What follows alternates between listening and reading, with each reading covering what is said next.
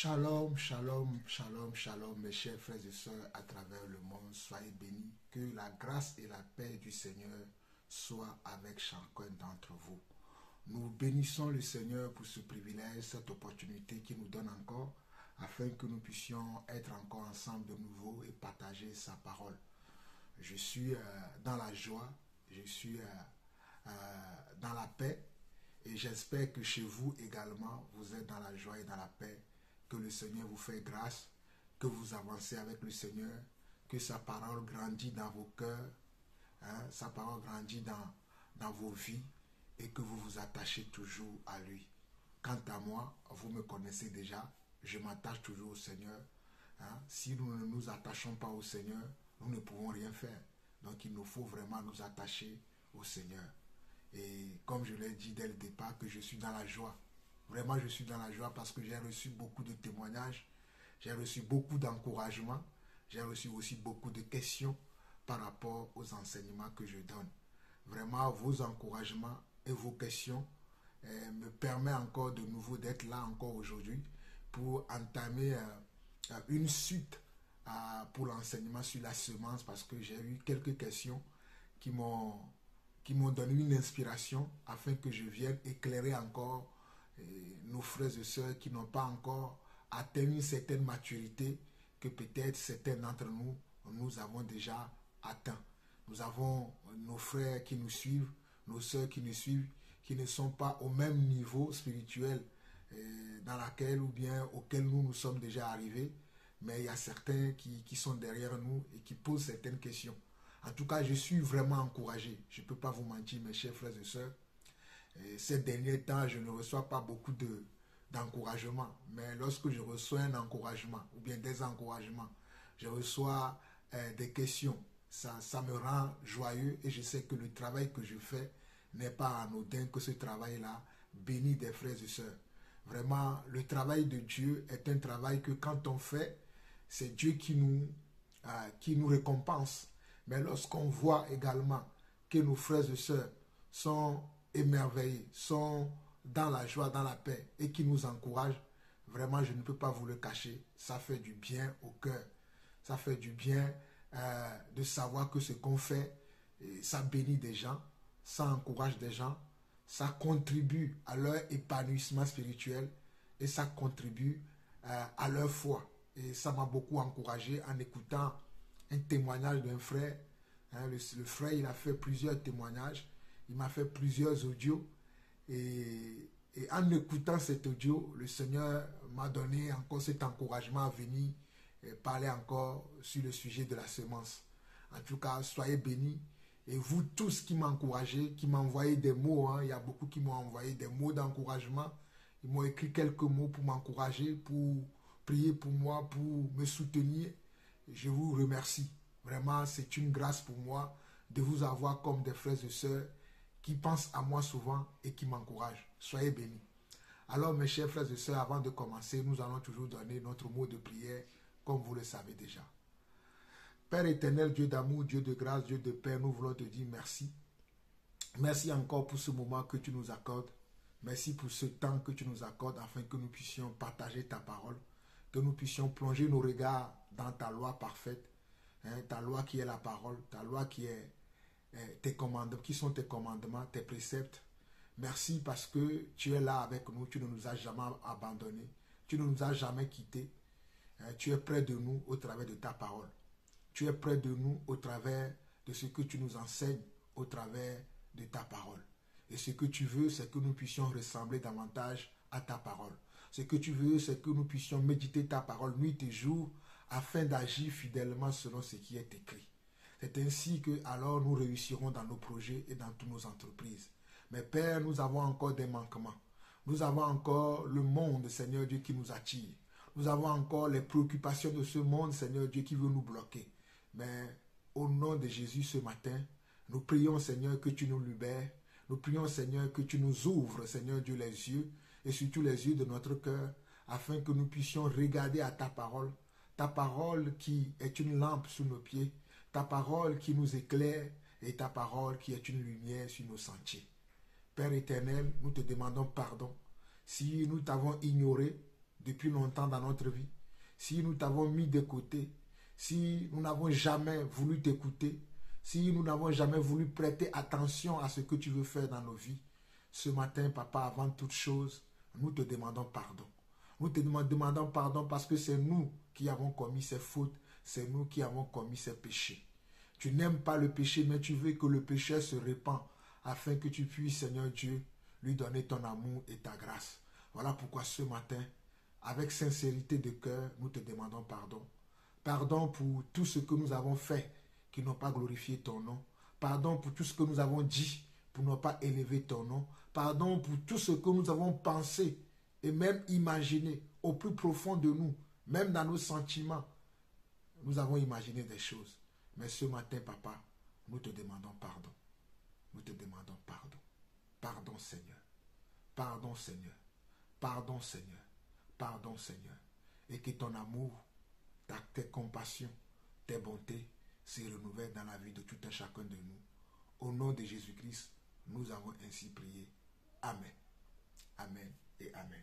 Alors, mes chers frères et sœurs, soyez bénis. Soyez bénis, que l'amour du Seigneur que vous avez grandisse encore davantage dans votre vie. Mes frères, je vais régler un peu la caméra et je reviens. Alors, mes chers frères et sœurs, soyez bénis. Nous allons rentrer dans la parole. Mes chers frères et sœurs, oh là là, l'amour de Dieu, la bonté de Dieu dans nos vies, ah, ça fait du bien. Alléluia. En tout cas, soyez bénis. Vous savez que j'avais partagé un enseignement sur... permettez-moi encore. Ah là là. Oui, vous savez que le dernier enseignement que j'ai partagé sur la semence. Parce que je nous disais que nous allons parler des fruits, ou bien du fruit de l'esprit. Mais que nous ne pouvons pas parler du fruit de l'esprit sans d'abord parler de la semence. Parce que c'est la semence qui donne du fruit. La semence qui donne du fruit. Et dans cet enseignement, je nous exhortais à savoir que le fruit, quand on parle du fruit, le fruit signifie le résultat d'un travail. Le résultat d'un investissement. Le bénéfice aussi d'un commerce, de quelque chose qu'on fait. Donc, on a déterminé, selon la parole de Dieu, selon la pensée de Dieu, que le fruit, ce sont les profits, ce sont les résultats, ce sont également, on va dire, les bénéfices concrets d'une action qui avait été menée ou d'une action qui était posée. Donc, c'est ce que je nous disais dans l'enseignement sur la semence. Cet enseignement qui a aidé beaucoup de personnes parce que j'ai reçu, croyez-moi, à part la chaîne YouTube, parce que sur la chaîne YouTube, je ne me suis pas... Enfin, je reçois beaucoup plus d'encouragement au travers de WhatsApp, parce que WhatsApp, comme j'ai réduit les enseignements, les gens les reçoivent, ils peuvent interréagir avec moi directement, sans passer par YouTube. Donc, j'ai reçu beaucoup d'interréactions par WhatsApp. Et je bénis le Seigneur parce que je me décourageais même de continuer à envoyer ces enseignements par WhatsApp parce que parfois, je me dis peut-être je vous dérange en vous envoyant ces choses. Mais les réactions que j'ai eues ces derniers temps m'ont montré que non, il faut que je continue. Il faut que je continue à envoyer parce que Dieu fait chaque chose belle en son temps. Donc, comme je disais que la semence de Dieu dans notre vie, c'est ce qui fait que nous allons avoir du résultat, nous allons avoir des bénéfices, nous allons avoir des profits. Parce que dans le monde, quand nous travaillons, nous recevons un salaire. Et le salaire, c'est le résultat du travail que nous avons fait. Le salaire, c'est le bénéfice de notre investissement.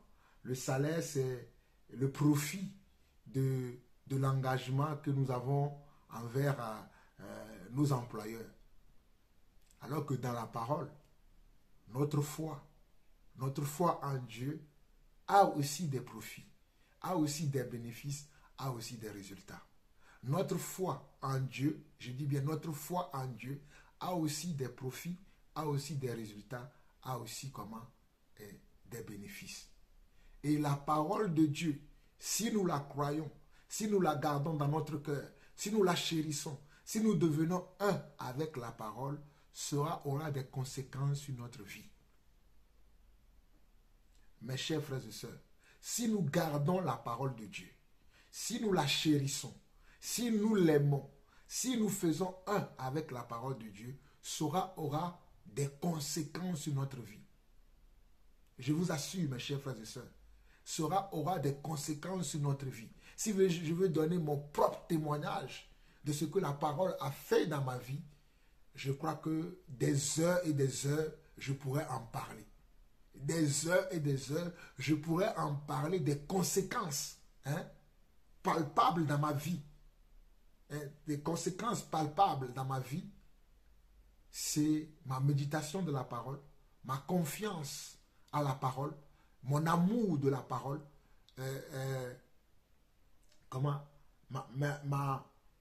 ma constance à aimer la parole de Dieu a changé ma vie.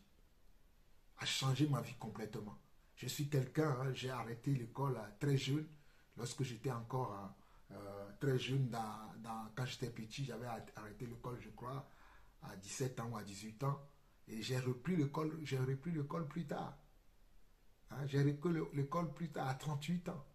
Et c'est en méditant la parole de Dieu et que j'ai acquis beaucoup de sagesse, beaucoup d'intelligence. Et Dieu m'a donné beaucoup de choses et que je suis reparti dans les bancs de l'école. Et Dieu m'a fait grâce, j'ai appris beaucoup de choses. Et lorsque même j'étais à l'école, pendant que je suis vieux, j'ai repris les cours à 38 ans. Et j'étais vieux, j'étais avec les jeunes. Mais j'étais très excellent dans ce que je faisais.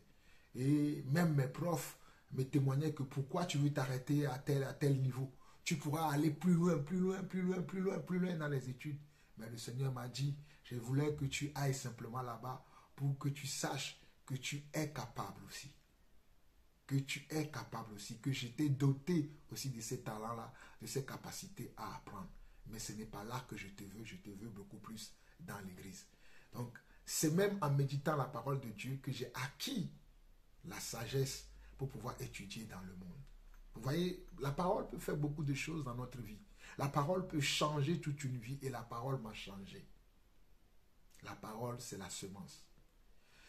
Mes frères, le frère qui a fait que le Seigneur a mis dans mon cœur de revenir sur cet enseignement aujourd'hui, le frère me disait, il me posait la question de savoir comment est-ce que c'est vrai que quand on écoute la parole de Dieu, on est emballé, on est encouragé, on se réjouit de ce qu'on entend, mais que des fois, à cause des problèmes de la vie, on n'arrive pas à tenir ferme.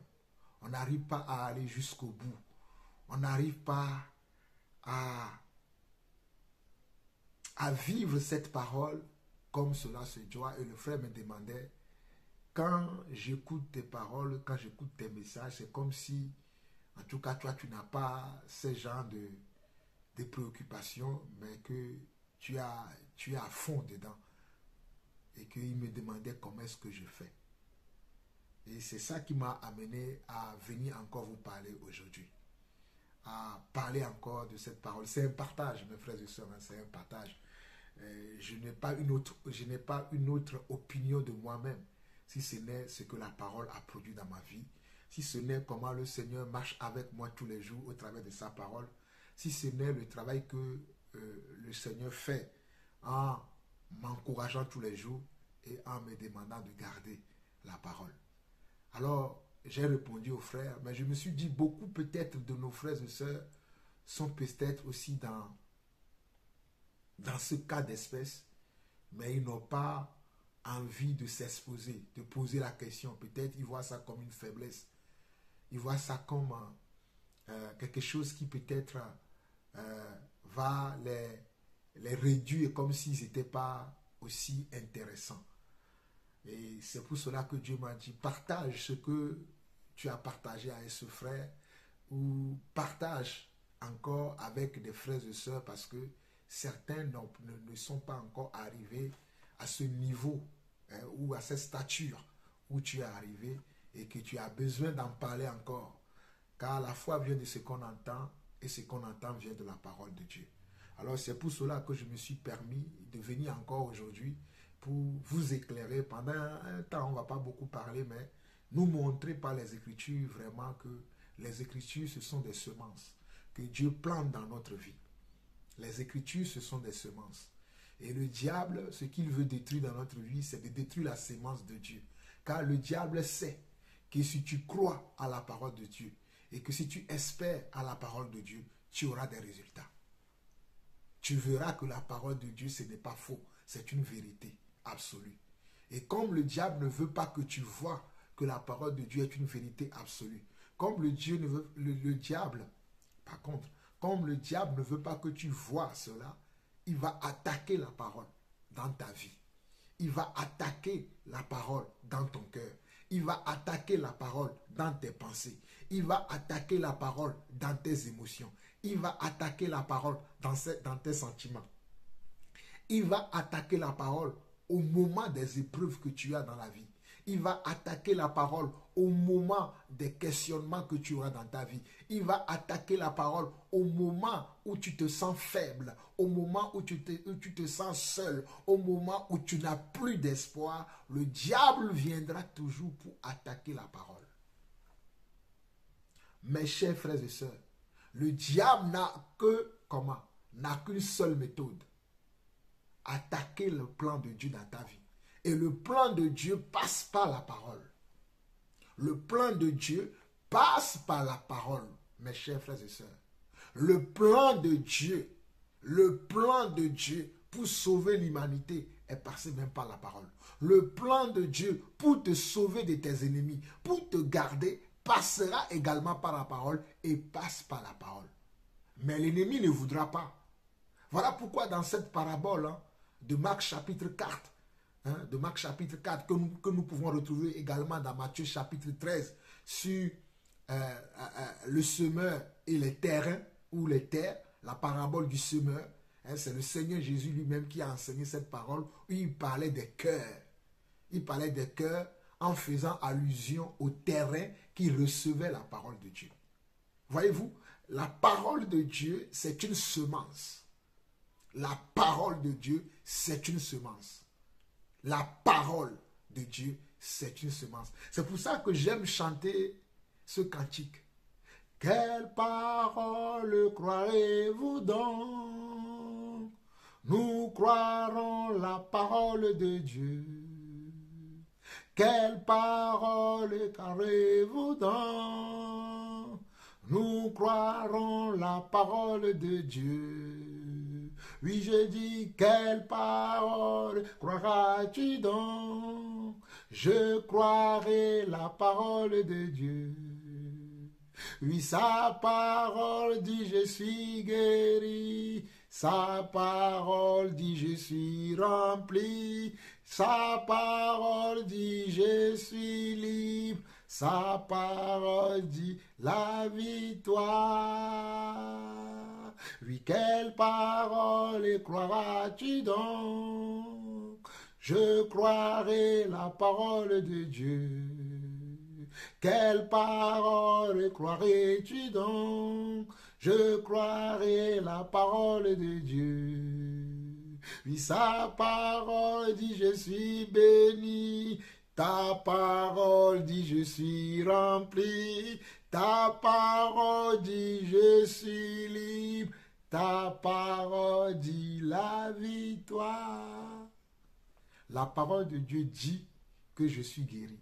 La parole de Dieu dit que je suis rempli. La parole de Dieu dit que je suis béni. La parole dit que j'ai la victoire en toutes choses. C'est la parole de Dieu qui le dit. Mais l'ennemi, notre ennemi commun à nous les enfants de Dieu, c'est le diable. Et qu'est-ce que le diable veut attaquer dans notre vie? Il veut attaquer la parole de Dieu dans notre cœur. Qu'est-ce que le diable veut attaquer dans notre vie? Il veut attaquer la parole de Dieu à laquelle nous croyons, à laquelle nous espérons. Alléluia.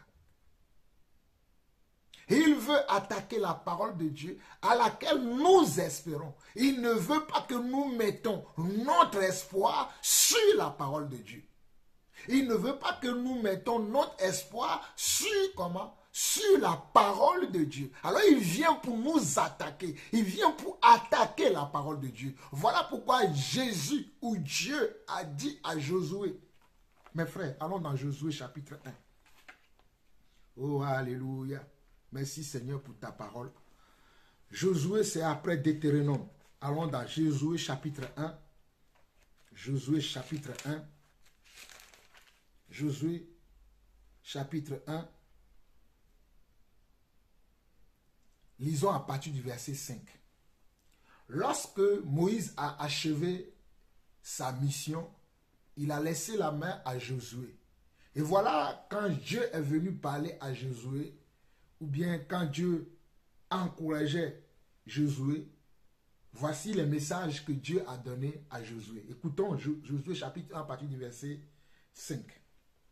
Nul ne tiendra devant toi tant que tu vivras. Je serai avec toi comme j'ai été avec Moïse. Je ne te délaisserai point, je ne t'abandonnerai point. Je ne te délaisserai point, je ne t'abandonnerai point. Fortifie-toi et prends courage, car c'est toi qui mettras ce peuple en possession du pays que j'ai juré à leur père de leur donner. Regardez comment Dieu parle à Josué. Dieu vient l'encourager en lui disant, nul ne tiendra devant toi. Nul. Il dit, personne ne peut tenir devant toi. Personne ne peut s'opposer à ma volonté dans ta vie. Personne ne peut vouloir te casser sans que ma volonté ne s'accomplisse.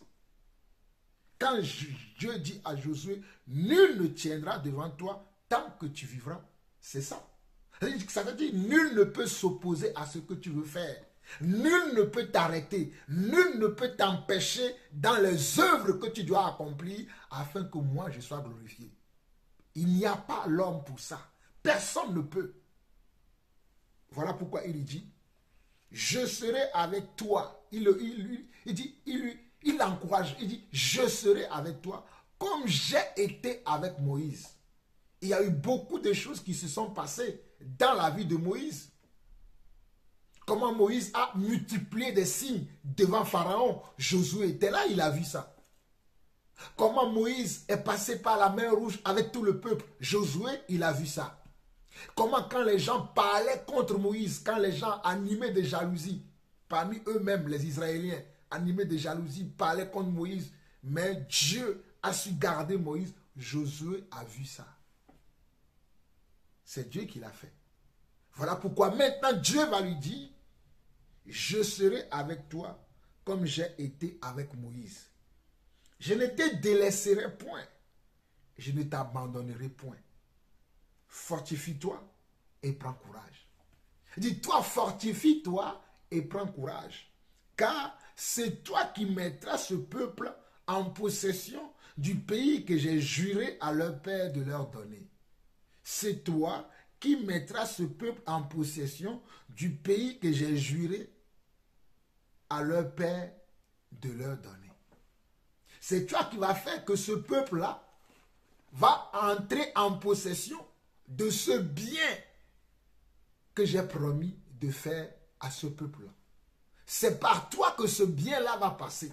C'est toi qui seras celui qui va amener mon peuple vers ce bien que je leur ai promis. C'est toi qui vas être le moteur, le bâtisseur de cette œuvre-là dans leur vie. Voilà pourquoi je dis que nul ne tiendra devant toi. Maintenant, regardez, Dieu continue, il lui dit encore. 7, verset 7, il dit, fortifie-toi seulement. Aie bon courage. En agissant fidèlement selon toute la loi que Moïse, mon serviteur, t'a prescrite. Après avoir encouragé Josué, après avoir encouragé Josué, après l'avoir voilà, encouragé de plusieurs manières, il va lui dire maintenant, si tu veux voir la réalité de ce que j'ai dit s'accomplit dans ta vie, fortifie-toi. Non seulement fortifie-toi, il dit encore, aie bon courage. C'est bien, tu vas te fortifier. Mais sois courageux. Sois courageux. Sois courageux en agissant fidèlement selon toute la loi que Moïse, mon serviteur, t'a prescrite. En agissant fidèlement selon toute la loi. En agissant fidèlement selon toute la loi que mon serviteur Moïse t'a prescrite. Le problème aujourd'hui, c'est que nous ne voulons pas agir fidèlement selon la loi de Dieu. La loi aujourd'hui, c'est la parole, c'est la semence.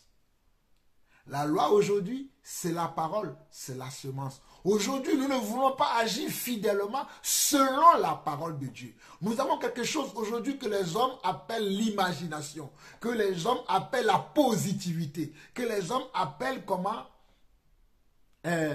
Voilà, la pensée positive. Mes chers frères et sœurs, la parole de Dieu n'a rien à voir avec la pensée positive ou la positivité. La parole de Dieu, c'est la parole de Dieu. La parole de Dieu, c'est la parole de Dieu. Il y a quelque chose qui est entré aujourd'hui dans l'église qui fait que les gens n'arrivent pas à rester fermes dans la parole de Dieu, à demeurer fermes dans la parole de Dieu. C'est que les gens ont transformé la parole de Dieu à leurs rêves et à leurs visions. Je ne dis pas qu'on ne doit pas considérer nos rêves et nos visions. Mais toute vision ou tout rêve ne vient pas de Dieu. Toute vision et tout rêve ne vient pas de Dieu. Écoutez-moi très bien. Je suis l'apôtre Jean-Paul Lawson, celui à qui Dieu a fait grâce. C'est ça ce que ça veut dire être un apôtre. Celui à qui Dieu a fait grâce d'être un serviteur de Dieu. Alléluia. Le fait que les gens aujourd'hui ne veulent pas accepter ce que la parole de Dieu dit. La parole dit ça. La parole donne des directives que nous devons suivre en étant fidèles. Oh, alléluia. La parole que Dieu nous donne, parce que nous pouvons nous-mêmes. Attendez, avant que j'aille plus loin, écoutez. Il dit, fortifie-toi seulement et aie bon courage en agissant fidèlement selon toute la loi que Moïse, mon serviteur, t'a prescrite. Ne t'en détourne ni à droite, ni à gauche, afin de réussir dans tout ce que tu entreprendras. Regardez ce que Dieu dit. Il dit, ne t'en détourne ni à gauche, ni à droite, afin que tu réussisses dans tout ce que tu entreprendras. Vous voyez? Pour que je puisse réussir dans ma vie, il faut que je m'accroche à la parole de Dieu. Il faut que je m'attache à la parole de Dieu. Il faut que j'aime la parole de Dieu. Il faut que je fasse un avec la parole de Dieu. Il faut que moi et la parole de Dieu, nous puissions faire un et une seule personne. Il faut que je m'attache à la parole de Dieu de telle enseigne qu'il n'y ait pas de place pour autre chose. Vous voyez comment mes doigts sont là. Il ne faut pas qu'il y ait de place. Hein? Il ne faut pas qu'il y ait quelque chose qui passe. Il faut ça. Il ne faut pas non plus que je tourne ni à gauche, ni à droite, mais que je reste dans la parole. Alléluia. Et il dit, verset 7 au verset 8, fortifie-toi seulement et aie un bon courage en agissant fidèlement selon toute la loi que Moïse, mon serviteur, t'a prescrite. Ne t'en détourne ni à droite ni à gauche, afin de réussir dans tout ce que tu entreprendras. Afin de réussir dans tout ce que tu entreprendras. Il continue. Que ce livre de la loi ne s'éloigne point de ta bouche. Que ce livre de la loi ne s'éloigne point de ta bouche, veut dire que la parole de Dieu ne s'éloigne pas de ta bouche. Que la parole de Dieu ne s'éloigne pas de ta bouche. Que la parole de Dieu ne s'éloigne pas de ta bouche. Et il continue. Médite-le jour et nuit pour agir fidèlement selon ce qui est écrit. Oh, alléluia. Médite-le nuit et jour. Nuit et jour, soit dans la méditation de ma parole, dans le but d'agir Tu ne médites pas la parole de Dieu pour juste citer des versets pour dire que tu connais la parole de Dieu. Non. Nous ne méditons pas la parole de Dieu pour juste montrer à nos frères et sœurs que nous avons la connaissance de la parole de Dieu. Mais cette connaissance que nous avons de la parole de Dieu, nous devons agir fidèlement. Oh, j'aime le mot fidèlement. Fidèlement veut dire, tu ne dois pas omettre quelque chose. Tu ne dois pas rajouter quelque chose. Tu ne dois pas enlever quelque chose qui n'est pas dans la parole, qui est dans la parole. Et tu ne dois pas rajouter quelque chose qui n'est pas dans la parole. Être fidèle à quelque chose veut dire, ce que tu vois, tu dois dire réellement que ce que je vois, si c'est la chose est d'une couleur blanche, tu vas dire qu'elle est blanche. Tu ne diras pas qu'il est rouge, alors que tu vois le blanc. Ou bien tu ne diras pas qu'il est rouge et blanc. Tu diras simplement qu'il est blanc. Être fidèle, c'est ça. La fidélité veut dire que tu dois dire la chose telle qu'elle est, sans rien rajouter, sans rien retrancher. Voilà pourquoi le Seigneur lui dit, en agissant fidèlement, selon tout ce qui est écrit, car c'est alors que tu auras du succès dans tes entreprises, c'est alors que tu réussiras. C'est alors que tu réussiras. Verset 9, où nous allons nous arrêter. Il dit, ne t'ai-je pas donné cet ordre? Fortifie-toi et prends courage. Ne t'effraie point, ne t'épouvante point, car l'Éternel ton Dieu est avec toi dans tout ce que tu entreprendras. Mes chers frères et sœurs, notre Dieu est avec nous. Parce qu'il a promis qu'il sera avec nous jusqu'à la fin du monde. Ce sont les promesses que le Seigneur a données à nous, ses enfants, à nous, ses élus, à nous, ses choisis. Il a dit qu'il sera avec nous jusqu'à la fin du monde. Mais comment se fait-il qu'aujourd'hui, nous, en tant qu'enfants de Dieu, nous n'arrivons pas à nous focaliser sur le Seigneur. Nous n'arrivons pas à demeurer fermes dans le Seigneur. Nous n'arrivons pas à demeurer concentrés sur le Seigneur. Nous n'arrivons pas à être attachés au Seigneur. Pourquoi nous n'arrivons pas? Parce que nous écoutons plein de choses à gauche et à droite. Et parce que nous ne sommes pas fidèles dans la parole de Dieu. Nous ne sommes pas fidèles à Dieu. Nous ne sommes pas fidèles à Dieu. Si l'infidélité peut détruire un couple, si l'infidélité peut faire que quelqu'un peut perdre son travail, imaginez Dieu alors. Imaginez Dieu alors. C'est parce que nous ne demeurons pas fidèles à Dieu. Voilà pourquoi je disais tantôt que de nos jours, les gens connaissent la parole de Dieu. Ils savent que Dieu parle au travers de sa parole qui est la semence. Alléluia. La parole est une semence. Lorsque tu gardes cette semence dans ton cœur et que tu la médites nuit et jour et tu agis fidèlement selon cette semence, tu ne pourras que produire du fruit et de bons fruits. Alléluia. Tu ne pourras que produire du fruit et de bons fruits. Mais tu ne gardes pas fidèlement cette parole. Aujourd'hui, sous prétexte qu'il y a la révélation, que les gens reçoivent la révélation, les gens reçoivent des songes, les gens reçoivent des visions nocturnes, que les gens ont mis de côté la parole. Oh, alléluia. Les gens ont mis de côté la parole de Dieu. Mes chers frères et sœurs, je ne suis pas en train de dire que nous ne devons pas considérer les rêves et les visions que nous pouvons avoir. Mais non. Nous pouvons considérer les rêves et les visions que nous pouvons avoir, bien sûr. Mais si j'ai reçu un rêve, une vision, j'ai fait un songe qui est contraire à ce qui est écrit, cela ne vient pas de Dieu. Cela ne vient pas de Dieu car la Bible dit que Dieu est le même hier, aujourd'hui et éternellement. Donc le même Dieu qui a inspiré nos prédécesseurs a travaillé pour lui avec son esprit et qui nous ont laissé des écrits, c'est le même Dieu qui va te donner des révélations aujourd'hui.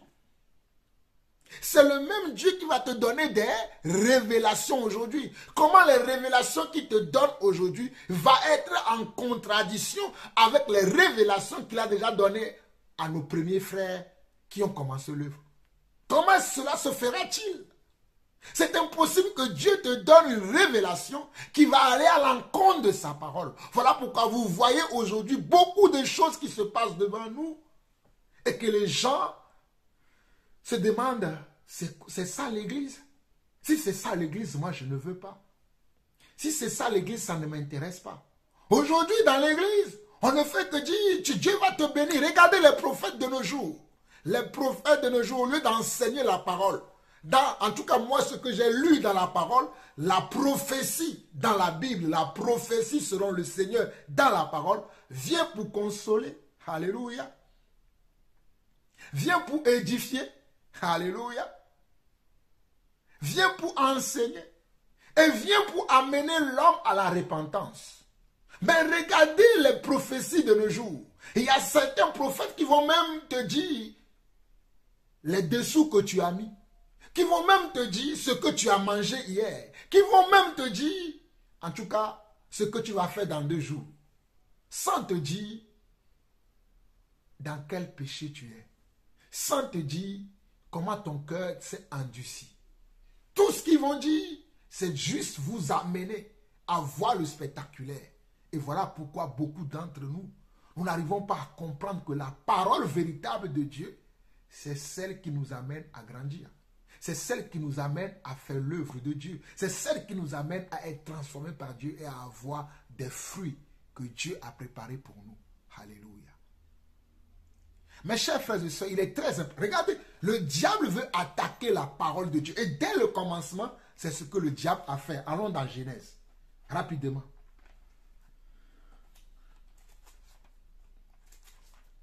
Genèse, chapitre 3, je crois. Que le Seigneur bénisse sa parole. Genèse, chapitre 3.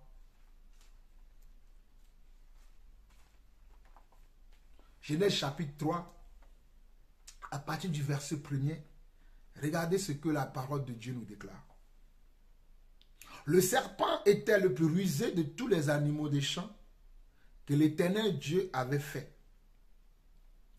Il dit à la femme, Dieu a-t-il réellement dit, vous ne mangerez pas de tous les arbres du jardin? Dieu a-t-il réellement dit que vous ne mangerez pas tous les arbres du jardin? Regardez comment le diable est venu pour rétorquer la parole de Dieu dans le cœur de la femme que Dieu a mis à côté d'Adam. Et c'est la même méthode que le diable utilise aujourd'hui. En nous posant la question, pas des rêves.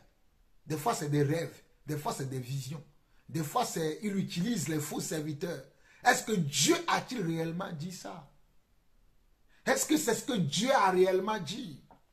Au moins, j'ai eu une vision. Dieu m'a montré par cette vision. Et la personne va commencer à raconter des choses qui n'ont rien à voir avec la parole.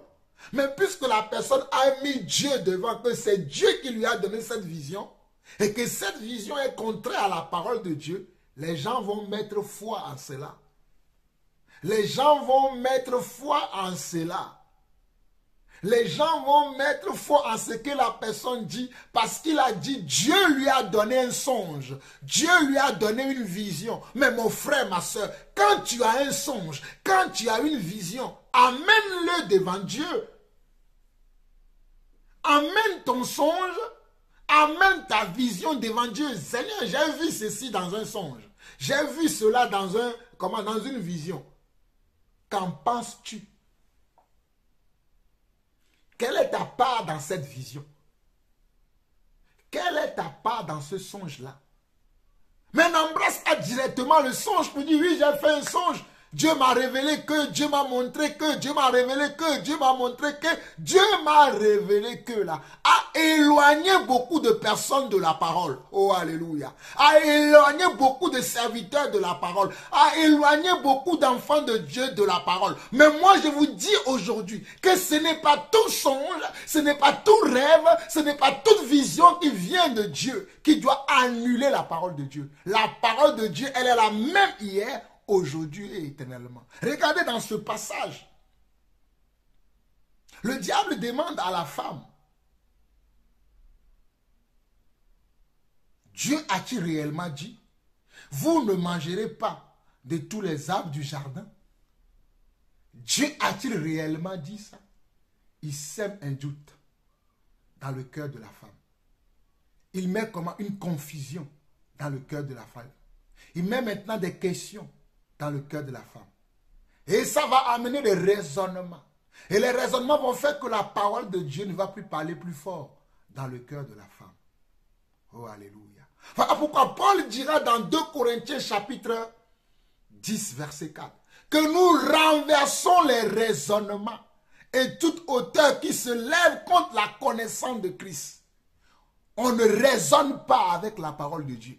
On ne raisonne pas avec la semence de Dieu.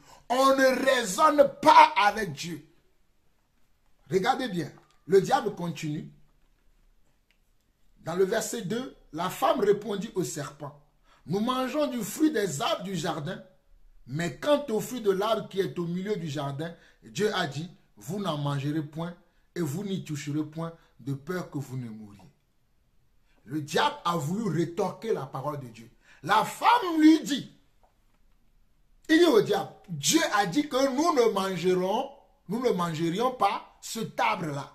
Cet arbre-là qui est au milieu du jardin, Dieu nous a formellement dit, vous n'y mangerez pas. Regardez alors le verset 4.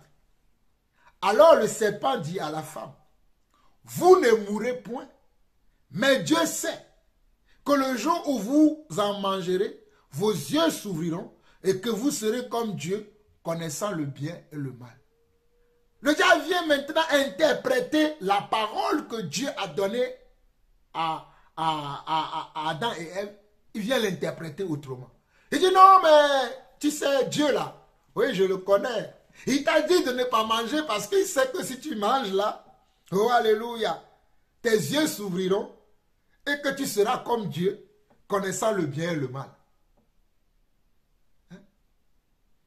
Il dit, femme, non, calme-toi, Dieu sait que le jour où tu en mangeras, hein, tes yeux s'ouvriront et que tu seras comme lui. Et que voilà, et que tu sauras maintenant distinguer le bien du mal. Alors on nous dit le verset 6. La femme vit que l'arbre était bon à manger et agréable à la vue et qu'il était précieux pour ouvrir l'intelligence. Elle prit de son fruit et en mangea. Et elle en donna aussi à son mari qui était auprès d'elle et il en mangea. Comment est-ce que le diable est arrivé à tromper la femme? Pourquoi la femme n'a pas interrogé Dieu quand le diable lui a parlé? Pourquoi la femme ne s'est pas tournée vers Dieu pour dire, voilà ce que tu nous as dit. J'ai rencontré quelqu'un aujourd'hui qui m'a dit le contraire. Qu'en penses-tu, mon papa Dieu? Qu'en penses-tu, mon père? Mais il s'est précipité. Alléluia. Il s'est précipité dans cette situation pour manger le fruit de l'arbre défendu. Pour manger le fruit que le Seigneur lui a dit, vous n'en mangerez point. Car le jour où vous en mangerez, vous mourrez. Et vous mourrez certainement. Dieu ne m'a pas. Dieu ne m'a pas. Mais le diable est venu rétorquer cette parole. Le diable a donné une autre interprétation à la parole de Dieu. Et c'est le même problème que l'Église a aujourd'hui. Les hommes de Dieu qui ne craignent pas Dieu, les serviteurs de Dieu qui ne craignent pas Dieu, donnent une autre interprétation à la parole de Dieu. Et non seulement les serviteurs de Dieu qui font ça, même les enfants de Dieu font la même chose. Ils donnent une autre interprétation à la parole de Dieu. C'est-à-dire, l'ennemi vient leur donner une autre interprétation de la parole de Dieu dans leur vie, dans leur cœur. Et ils ne s'attachent pas à la parole pour que cette parole-là puisse produire du fruit dans leur vie. Ce sont les gens qui vont être dans les imaginations, qui vont être dans les rêveries, qui vont être dans les visions. Tout ce que tu vas lui dire, tu vas dire la parole dit ça, il va dire moi j'ai rêvé que... La parole dit ça, moi le Seigneur m'a montré. La parole dit ça, moi le Seigneur m'a dit. Mais c'est le même Seigneur qui parle au travers de la parole. Mais c'est le même Seigneur qui parle au travers de la parole. Souvenez-vous de notre Seigneur Yeshua HaMashiach, de notre Dieu Jésus-Christ, qui disait que non, il faut que j'aille mourir à la croix. Il faut que j'aille à la croix pour mourir. Mais Pierre l'a pris. Il a dit, viens t'asseoir ici, Seigneur. Viens, Seigneur, viens t'asseoir à mon côté. Pourquoi tout le temps tu dis tu vas aller mourir à la croix? Nous sommes bien avec toi comme ça. Tu nous donnes la nourriture, tu nous donnes la semence, tu fais des miracles, tu guéris les malades, tu donnes la paix, la joie aux gens. Et toi tu dis que tu vas aller mourir à la croix. Ne dis plus ça que tu vas aller mourir à la croix. Ne dis plus que tu vas aller mourir à la croix. Mais qu'est-ce que Jésus a répondu à Pierre? Jésus a répondu à Pierre, arrière de moi Satan. Ces pensées, tes pensées ne sont pas les pensées de Dieu. Mes frères, regardons les Écritures, attachons-nous à l'Écriture. Jésus étant inspiré de Dieu, étant rempli de la présence de Dieu, va savoir que Pierre était dans comment? Était dans les raisonnements. Était dans les raisonnements. Il va raisonner avec la pensée que le diable lui a donnée. Voilà pourquoi Jésus va dire, arrière de moi Satan. Ce n'est pas que Pierre est devenu Satan. Pierre n'est pas devenu Satan. Mais Pierre a baissé la garde. Pierre a baissé la garde. Il a laissé le diable l'infiltrer par sa pensée. Et la première manière que le diable utilise pour pouvoir nous infiltrer, c'est d'abord par notre pensée. Il va nous envoyer une petite pensée, un mot peut-être, une phrase peut-être, une façon de voir les choses qui sont contraires à la volonté de Dieu. Et si tu acceptes, tu es fini mon frère. Donne le petit doigt au diable, il prendra tout ton bras et il prendra tout ton être entier. Voilà pourquoi nous ne pouvons rien donner au diable. Le Seigneur disait, le diable n'a rien à moi. Disons-nous aussi que le diable n'a rien à nous. Arrivons à dire aussi que le diable n'a rien à voir en nous. Il n'a rien de commun avec nous. Mais si nous laissons le diable nous pénétrer par ses pensées, ses envies, comment pourrions-nous maintenant agir fidèlement selon la parole que nous avons reçue? Comment pourrions-nous agir fidèlement selon la semence de Dieu en nous? Il est très important qu'en tant qu'enfants de Dieu, nous puissions savoir comment nous pouvons dire non et rester fermes dans notre non. Aujourd'hui, les gens disent non aujourd'hui. Ils disent non le matin. S'ils sont encore forts, le midi. Mais le soir, le non devient oui. Alors que la Bible déclare que ton oui soit oui et que ton non soit non. Ce qu'on y ajoute vient du malin. Alléluia. Que ton oui soit oui, que ton non soit non. Ce que l'on y ajoute vient du malin. Alléluia. C'est le Seigneur qui a dit ça. Nous avons choisi de marcher avec Dieu. Nous avons décidé de marcher avec Dieu. Nous avons conclu de vivre avec la parole de Dieu. Comment se fait-il que la conclusion, la résolution, le choix que nous avons fait, dès que survient une tribulation, une épreuve à cause de notre foi, nous abandonnons la foi. Mes frères, j'ai aussi des problèmes de payer des factures. J'ai aussi, attends, je ne suis pas propriétaire de ma maison, je suis locataire de ma maison. Je paye ma maison tout le mois. Je paye l'électricité, je paye l'eau, je paye à manger, Attends, j'ai aussi des factures. Il y a aussi des mois qui arrivent où c'est pénible pour moi. Mais je garde confiance au Seigneur. Je garde confiance au Seigneur, à celui qui m'a appelé. Je garde confiance en lui. Celui qui a permis que je puisse avoir une épouse et avoir des enfants. Il a dit dans sa parole que je ne dois pas m'inquiéter. Il a dit que je ne dois pas m'inquiéter, que chaque jour suffit sa peine. Alors je lui fais confiance, même si j'ai des factures qui se cumulent. Oh, alléluia. Même si j'ai des fatigues qui se cumulent, je lui fais confiance. Et la plupart d'entre nous, nous avons certaines fatigues qui se cumulent parce que nous n'avons pas la sagesse de Dieu de vivre avec nos moyens. Nous sommes dans un monde de comment? De consommation. Et le monde nous pousse à consommer, à consommer, à consommer. Des distractions par-ci, des distractions par-là. Des consommations par-ci, des consommations par-là. Mais toi, enfant de Dieu, est-ce que on doit te retrouver dans toutes ces choses? La plupart des problèmes que des chrétiens rencontrent aujourd'hui, ou des enfants de Dieu rencontrent aujourd'hui, c'est eux-mêmes qui sont à la base de ces problèmes-là. Toutes les propositions que tu dois recevoir, tu ne dois pas les accepter. Toutes les propositions que tu dois recevoir, tu ne dois pas les accepter. Il y a un temps pour tout. Il y a un temps pour tout. Il y a un temps pour tout. Aujourd'hui, les gens ne veulent pas supporter le célibat. Ils ne veulent pas rester un seul moment seul. Dès que quelque chose bouge devant eux, ils croient que c'est Dieu qui m'appelle avec ce frère-là, c'est Dieu. Avec cette soeur-là, peut-être c'est Dieu. Je vais aller avec lui. Mais la personne ne connaît pas Dieu. Comment toi, en tant qu'enfant de Dieu, tu peux te mettre avec quelqu'un qui ne connaît pas Dieu? Quelles seront vos conversations dans votre couple, dans votre foyer? Quelle éducation vous donnerez à vos enfants? Ah, je veux faire des affaires. Ah, moi, j'aime les affaires.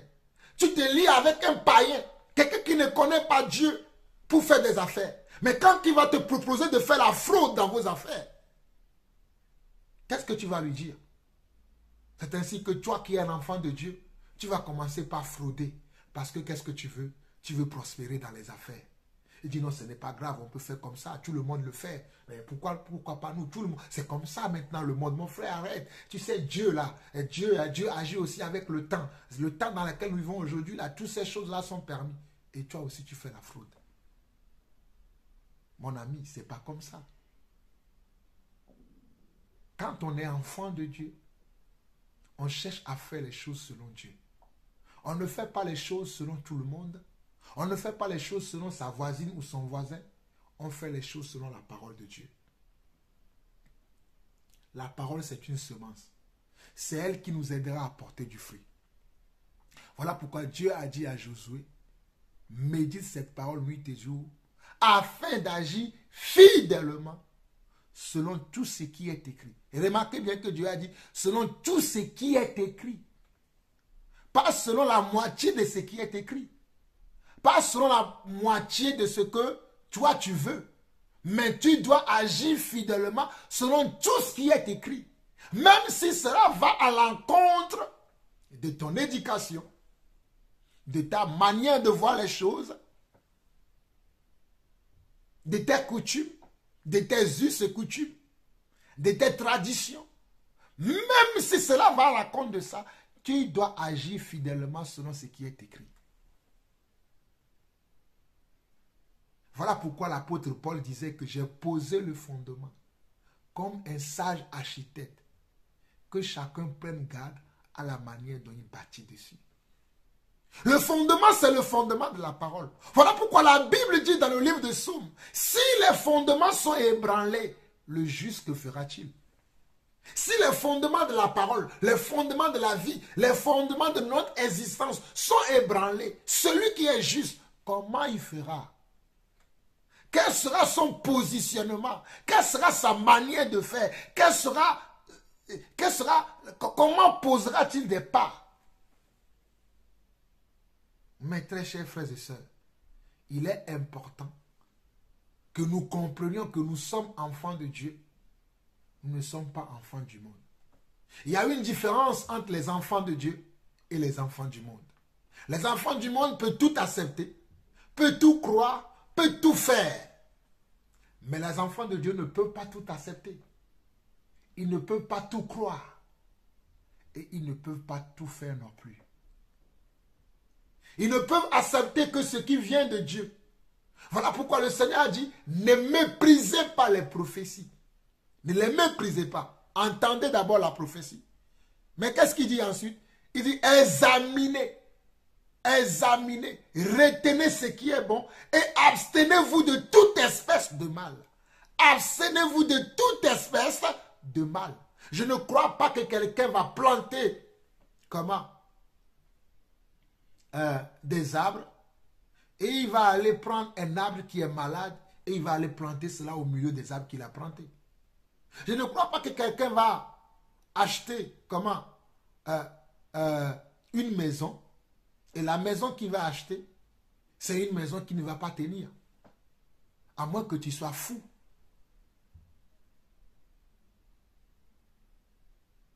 Donc, il est très important que nous sachions que nous sommes dans le monde, mais que nous ne sommes pas du monde. Que nous marchons dans le monde, nous achetons dans le monde, nous faisons des affaires dans le monde, nous vendons dans le monde, nous faisons tout dans le monde, mais que le monde n'est pas notre destination. C'est le ciel qui est notre destination. Et pour aller au ciel, le Seigneur dit, attachez-vous aux choses qui sont dans les cieux et non à celles qui sont sur la terre. Tuez dans vos membres ce qui est terrestre. C'est ce que le Seigneur dit. Tuez dans vos membres ce qui est terrestre. Tuez dans vos membres ce qui est terrestre. La jalousie, l'envie, l'ivrognerie, l'hypocrisie. Pour ne citer que cela. Mais aujourd'hui, nous, enfants de Dieu, nous voulons nous attacher à ces choses. Au détriment de la parole. La parole ne nous parle plus. Tu parles de la parole à quelqu'un aujourd'hui. Oh non, frère, tu es trop attaché à la parole. Tout ce que tu dis, c'est la parole. Mais tu veux que je te parle de quoi? La bouche ne peut parler que de ce dont le cœur est rempli. Tu veux que j'invente quoi pour toi? Moi, je ne peux parler que de la parole parce que j'aime la parole. La parole m'a fabriqué. La parole m'a formé. La parole, elle est mienne. Voilà pourquoi dans le livre d'Apocalypse chapitre 12, ils ont dit qu'ils ont vaincu. À cause de quoi? À cause de la parole de leur témoignage. Ils n'ont pas craint. Oh, allez, lisons ce passage-là, rapidement. Oh, alléluia. Merci Seigneur pour ta parole. Le monde veut aujourd'hui que nous arrêtons de croire à la parole. Que nous ne nous attachons pas à la parole. Regardez bien Apocalypse 12, verset 11. Ils l'ont vaincu à cause du sang de l'agneau et à cause de la parole de leur témoignage. Et ils n'ont pas aimé leur vie jusqu'à craindre la mort. Ils n'ont pas aimé leur vie jusqu'à craindre la mort. Mais ils l'ont d'abord vaincu à cause du sang de l'agneau, qui est une semence également, et à cause de la parole de leur témoignage. À cause de la parole de leur témoignage. Qu'est-ce que tu témoignes vis-à-vis de Dieu? Qu'est-ce que tu dis vis-à-vis des choses qui n'ont rien à voir avec Dieu? Est-ce que tu te tiens ferme pour dire non, non, frère, je t'aime bien.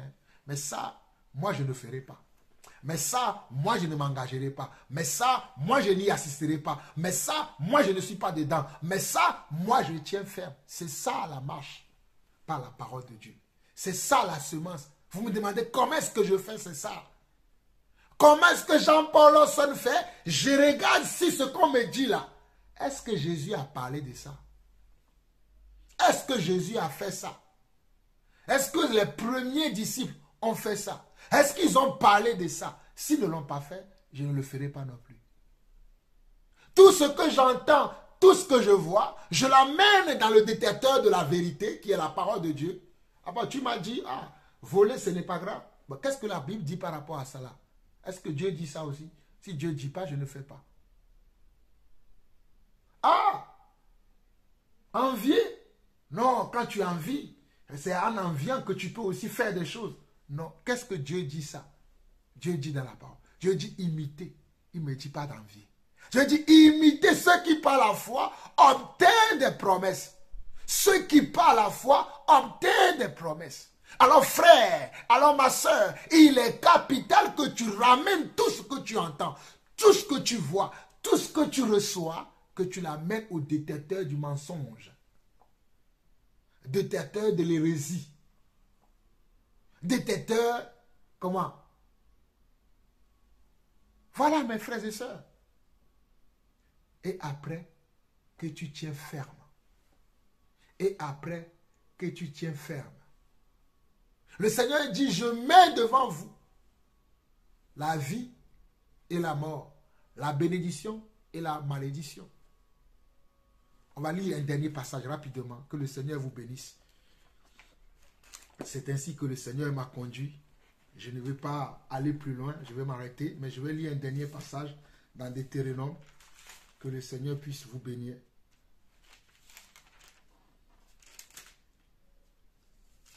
Deutéronome chapitre 30, je crois, ou 32. Non, plutôt Deutéronome chapitre 30, à partir du verset 11. Deutéronome chapitre 30, à partir du verset 11. Le Seigneur dit ici, « Ce commandement que je te prescris aujourd'hui n'est certainement point au-dessus de tes forces et hors de ta portée. » Le commandement que je te prescris aujourd'hui n'est certainement point au-dessus de tes forces et hors de ta portée. Il n'est pas dans le ciel pour que tu dises qu'il montera pour nous au ciel et ira nous le chercher. Qui nous le fera entendre afin que nous le mettions en pratique. Verset 13. Il n'en est pas de l'autre côté de la mer pour que tu dises qui passera pour nous de l'autre côté de la mer et ira nous le chercher. Qui nous le fera entendre afin que nous le mettions en pratique. Tu vois ce que dit, le Seigneur dit? Il dit, la parole n'est pas au ciel pour que tu dises qui ira me le chercher au ciel. Il n'est pas non plus de l'autre côté de la mer ou de la terre où tu diras qui ira nous l'amener. Regardez bien à partir du verset 14. Il dit quoi? C'est une chose au contraire qui est tout près de toi, dans ta bouche et dans ton cœur, afin que tu la mettes en pratique. La parole, elle est dans ton cœur et elle doit être également dans ta bouche pour que tu la mettes en pratique. Voilà pourquoi le Seigneur avait donné au peuple d'Israël à l'époque, qui écrit les paroles sur le linteau de leur porte, afin que leurs yeux puissent voir ça tous les jours. Afin que leurs yeux puissent regarder ça tous les jours. Et qu'ils ne s'en détournent pas. Écrivez la parole, écrivez-le sur le linteau de vos maisons. Hein? Partout où tu es, afin que tes yeux puissent le voir, pour que tu ne puisses pas l'oublier. Maintenant, il a écrit dans notre cœur. Alléluia. Verset 15. Vois, je mets aujourd'hui devant toi la vie et le bien, la mort et le mal. Car je te prescris aujourd'hui d'aimer l'Éternel, ton Dieu, de marcher dans ses voies et d'observer ses commandements, ses lois, ses ordonnances, afin que tu vives et que tu multiplies et que l'Éternel, ton Dieu, te bénisse dans le pays dont tu vas entrer en possession. Quand le Seigneur nous bénit là, ce n'est pas que la bénédiction doit venir nous éloigner de Dieu. Aujourd'hui, les gens sont bénis. Ils étaient seuls, ils sont mariés, ils sont éloignés de Dieu. Ils n'avaient pas d'enfants, ils ont eu des enfants, ils sont éloignés de Dieu. Ils n'avaient pas un travail, il a un travail, il s'est éloigné de Dieu. Il n'avait pas un ministère, il a maintenant un ministère, il s'est éloigné de Dieu. Alors le problème n'est pas Dieu, mais le problème c'est toi. Que fais-tu avec les choses que Dieu te donne? Que fais-tu avec la bénédiction de Dieu dans ta vie? Alléluia. La bénédiction ne m'éloigne pas de Dieu, plutôt elle me rapproche de Dieu. Oh, alléluia. La bénédiction m'amène à être en symbiose avec Dieu. Verset 17. Mais si ton cœur se détourne, si tu n'obéis point et si tu te laisses entraîner à te prostituer devant d'autres dieux et à les servir, je vous déclare aujourd'hui que vous périrez, que vous ne prolongerez point vos jours dans le pays dont vous allez prendre possession après avoir passé le Jourdain. Après que tu surmonteras les épreuves qui sont dans ta vie, les obstacles qui sont dans ta vie, les oppositions qui sont dans ta vie, oh, les problèmes que tu rencontres, les situations difficiles que tu traverses. Après les avoir traversées là, que feras-tu? Seras-tu toujours une personne consacrée au Seigneur ou tu tourneras le dos au Seigneur? Quand je vois nos sœurs chantent aujourd'hui, nos frères chantent aujourd'hui, qui chantent pour le Seigneur et qui vont faire des partenariats avec le monde pour chanter ensemble. Des chansons, des cantiques qui n'ont rien à voir avec Dieu. Et quand tu les interpelles, oh frère, vous êtes dans le jugement. Dieu veut aller sauver les païens. Voilà pourquoi nous sommes là. Et entre-temps, tu vois le frère ou la sœur qui était quelqu'un qui s'habillait avec une certaine pudeur, qui ne va plus s'habiller avec une certaine pudeur. Avec quelque temps, tu le vois, il va commencer à dire des mots qu'il ne faut pas dire. Il va commencer à faire des choses qui ne... C'est pour cela qu'on te prévenait, mon frère. C'est pour cela qu'on te prévenait, ma soeur, qu'il n'était pas permis de marcher avec ces gens-là. Car les mauvaises compagnies corrompent les bonnes mœurs. Oh non, mon frère, Paul a dit avec les Grecs, je me suis fait grec. Mais Paul n'a jamais menti. Paul n'a jamais fait comme les Grecs. Il s'est rabaissé au niveau des Grecs, mais il ne se comportait pas comme un Grec. Il y a une différence de se rabaisser au niveau de quelqu'un et de faire comme la personne. Il y a une grande différence en cela. Mes frères, lisons la parole et je finis. Verset 19. J'en prends aujourd'hui à témoin contre vous le ciel et la terre. J'ai mis devant toi la vie et la mort, la bénédiction et la malédiction. Choisis la vie afin que tu vives, toi et ta postérité. Pour aimer l'Éternel ton Dieu, pour obéir à sa voix et pour t'attacher à lui, car de cela dépend ta vie et la prolongation de tes jours, et c'est ainsi que tu pourras demeurer dans le pays que l'Éternel a juré de donner à tes pères Abraham, Isaac et Jacob. Regardez ce que Dieu dit. Dieu tient une certaine importance à sa parole. Dieu veille sur sa parole.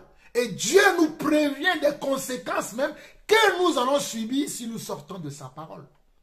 Aujourd'hui, les gens vont choisir des prétextes pour commettre des choses que Dieu ne nous a pas permis de faire. Comme l'exemple que je citais tout à l'heure. Oh, Paul s'est fait comment? Paul a dit, je me suis fait grec avec les Grecs pour en sauver quelques-uns. Mais Paul ne s'habillait pas, Paul n'était pas torse nu. Paul connaissait la pudeur. Toi, femme qui marche les seins dehors, les fesses dehors, hein? Toi qui montres ton corps, qui offre ton corps, alors que la Bible dit que la femme doit s'habiller d'une manière comment? Modeste, avec pudeur. Mais toi là, on ne voit pas la pudeur chez toi parce que tu as commencé à t'associer avec les non-croyants. Tu as commencé à marcher avec les gens qui ne craignent pas Dieu. Et ils commencent à t'enlever. Ça veut dire que dès le départ, tu n'étais pas un bon terrain. Tu as voulu tromper Dieu, mais on ne trompe pas Dieu. Si tu as une bonne terre, tu sauras que la proposition que tu reçois là, on te dit de faire comme ceci, de faire comme cela. Et quand tu as une bonne terre, la sémence de Dieu à l'intérieur de toi te dira, mais frère, tu ne peux pas faire ça. Mon frère, tu ne peux pas dire ça. Ma soeur, tu ne peux pas faire ça. Parce que tu as une bonne terre. Tu ne feras pas. C'est ce que le Seigneur a dit. Il dit que dès qu'il survienne comment? Une tribulation au profit de la parole ne trouve pas racine chez eux. Ils abandonnent la parole. Dès qu'ils surviennent comment? Un problème à cause de la parole. À cause de quoi? À cause de la parole. Dès qu'il survient un problème, une dispute, une confrontation. Ben oui. Quand j'écoute certains hommes de Dieu aujourd'hui, oh là là, mes frères, Paul dit à Timothée, dans 1 Timothée chapitre 1, qu'il faut que tu ailles dire à certaines personnes de ne pas enseigner... Ah, mes frères, permettez-moi, c'est fort à l'intérieur de moi. Je vais lire ce dernier passage-là. 1 Timothée 1. 1 Timothée chapitre 1, rapidement. Je vais lire ça rapidement. C'est le Seigneur qui me demande de lire ça. Oh, alléluia, nous bénissons le Seigneur. Nous voulons faire la volonté de Dieu. Nous ne marchons pas par nos propres forces. Nous marchons par la force de Dieu. Et le Seigneur nous dit dans 1 Timothée chapitre 1. Regardez. Hein. Paul dit dans 1 Timothée chapitre 1, à partir du verset 3, il dit, Je te rappelle l'exhortation que je t'adressais à mon départ pour la Macédoine, lorsque je t'engageais à rester à Éphèse, afin de recommander à certaines personnes de ne pas enseigner d'autres doctrines. De ne pas enseigner d'autres doctrines. Il y a plusieurs doctrines maintenant dans l'église. Des doctrines que les apôtres n'ont pas enseignées. Des doctrines que les premiers serviteurs de Dieu n'ont pas enseignées. Des doctrines que nous ne voyons même pas dans la parole. Des doctrines que Jésus n'a pas enseignées. Voilà pourquoi Paul dira à Timothée, je te rappelle l'exhortation que je t'adressais à mon départ pour la Macédoine, lorsque je t'ai engagé à rester à Éphèse, afin de recommander à certaines personnes de ne pas enseigner d'autres doctrines et de ne pas s'attacher à des fables et à des généalogies sans fin qui produisent des discussions plutôt qu'elles n'avancent l'œuvre de Dieu dans la foi. Le but de cette recommandation, c'est un amour venant d'un cœur pur.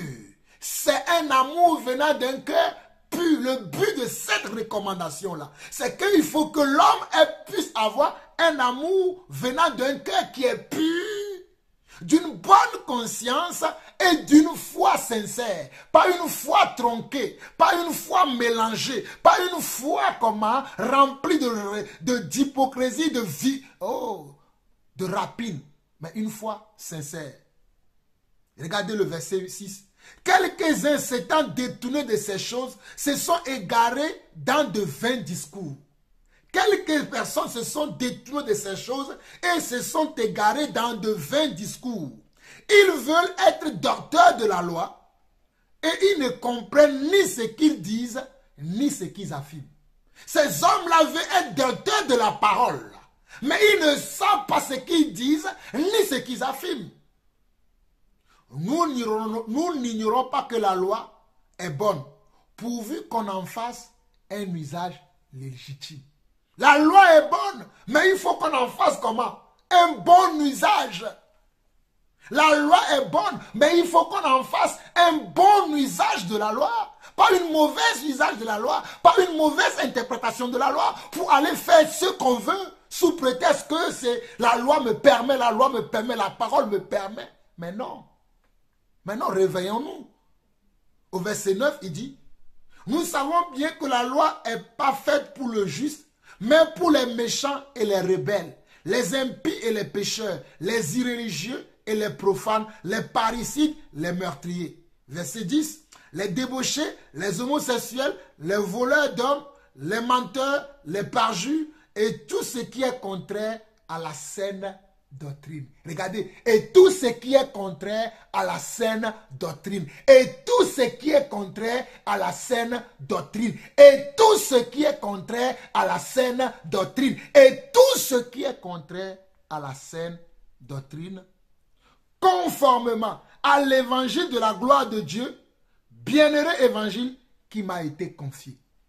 Mes frères et sœurs, nous prêchons l'évangile de la bonne doctrine. L'évangile de la bonne doctrine qui nous a été confié. Qui ne nous permet pas de nous associer à n'importe quoi et à n'importe qui. D'accepter n'importe quoi et n'importe qui. Nous acceptons que la saine doctrine. Nous acceptons que ce que Jésus a enseigné aux apôtres. Nous acceptons que le modèle des apôtres. Nous acceptons que la façon de faire des apôtres. La manière de faire des apôtres. Nous n'acceptons pas autre chose que cela. Nous n'allons pas au-delà de ce qui nous a été donné.